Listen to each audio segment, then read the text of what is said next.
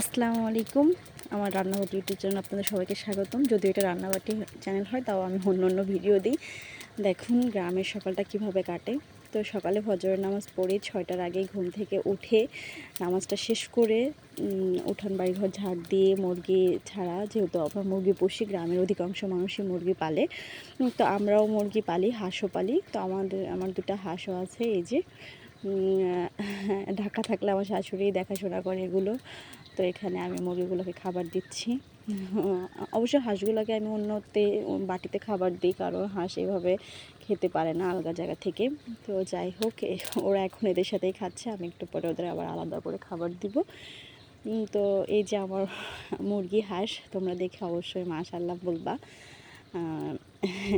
এরা আরও আছে, সেগুলো হচ্ছে কয়েকটা বাচ্চা দিবে, এই জন্য হচ্ছে আলাদা করে রাখছি ওদের। তো আমার ছোট কিছু মুরগির বাচ্চাও আছে, যা একদম ছোট, যেগুলো মুরগির ঘরে রাখা যায় না, সেইগুলাই আমি আলাদা করে রাখছি।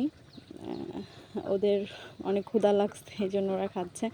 দেখো, আমি মানে বলতে চাচ্ছি যে গ্রামটাই অন্যরকম সুন্দর। তো গ্রামে থাকার অনুভূতিটাও অন্যরকম। যারা গ্রামে থাকে তারাই বুঝে গ্রাম কতটা সুন্দর। এই দেখো মুরগির বাচ্চাগুলো, এদের ডাকে আসলে আমাদের সকাল হয়। মুয়াজ্জিন আজান দেয়, পাখি মোরগ ডাকে, পাখি ডাকে, এদের সেই আমার আজ সকাল হয় আমাদের সবারই।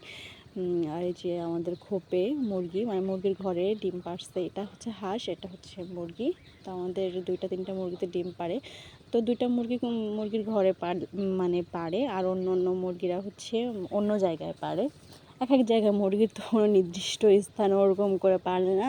তো আমি এই হচ্ছে ডিমগুলো ভিজিয়ে রাখতেছি, কারণ যে ডিমের গায়ে ময়লা লেগে আছে। তো এই যে আমার আরও ডিম, এগুলো হচ্ছে খাওয়ার জন্য, আমরা এখান থেকেই খাই। তো আমি হচ্ছে মুরগি যে বাচ্চা দেওয়ার জন্য আমি আলাদা করে ডিম রাখছি। এগুলো হচ্ছে একটু বড়, তো এই মুরগিতে আলাদা পারে। তো আমি এগুলো মুরগি বসানোর জন্য রেখেছি, এগুলো হচ্ছে বাচ্চা দিবে। তো এই যে আমাদের আরেকটা জিনিস আছে, এটা হচ্ছে আমাদের কিউটি।